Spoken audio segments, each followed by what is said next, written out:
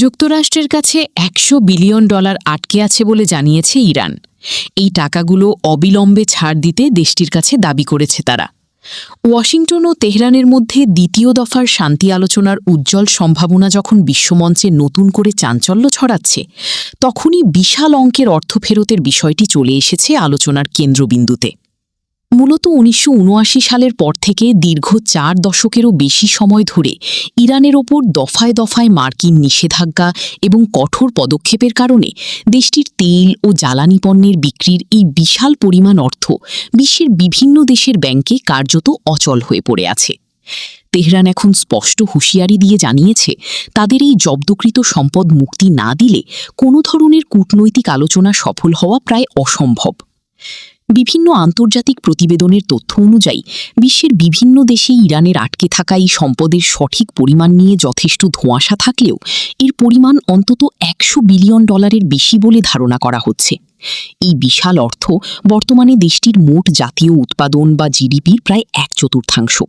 তবে মধ্যপ্রাচ্য বিষয়ক অনেক অভিজ্ঞ বিশ্লেষক মনে করেন প্রকৃত অঙ্কটি এর চেয়েও অনেক বেশি হতে পারে। আন্তর্জাতিক ভূরাজনৈতিক বিশ্লেষকদের মতে ইরানের এই জব্দকৃত সম্পদের পরিমাণ তাদের হাইড্রোকার্বন খাত থেকে আসা বার্ষিক আয়ের প্রায় ৩ গুণ। কয়েক দশক ধরে পশ্চিমা দেশগুলোর নানামুখী অবরোধ ও নিষেধাজ্ঞার কবলে থাকা একটি রাষ্ট্রের জন্য এই বিশাল অঙ্কের অর্থ পুনরুদ্ধার করা এখন অস্তিত্ব রক্ষার লড়াইয়ে পরিণত হয়েছে।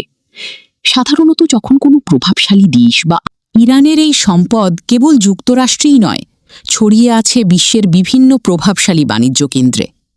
বিভিন্ন সূত্র ও আল জাজিরার তথ্য মতে চীনে ইরানের প্রায় $20 বিলিয়ন, ভারতে $7 বিলিয়ন, প্রতিবেশী ইরাকে $6 বিলিয়ন এবং জাপানে প্রায় $1.5 বিলিয়ন সম্পদ আটকা পড়ে আছে।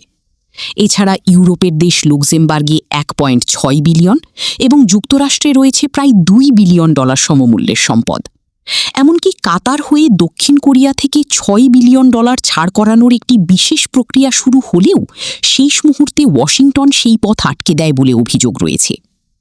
বিশেষজ্ঞরা বলছেন, তেহরানের জন্য এই মুহূর্তে এই অর্থের গুরুত্ব অপরিসীম।